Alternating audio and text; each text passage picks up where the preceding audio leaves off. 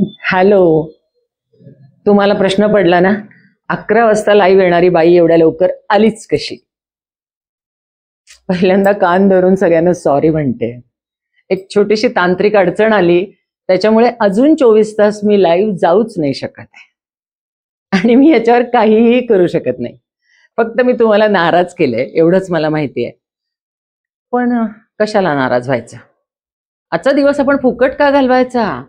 अहो, चारोळी करू ना, ती ऐकायलाच हवी. जसं नाराज तर मुळी व्हायचंच नाही.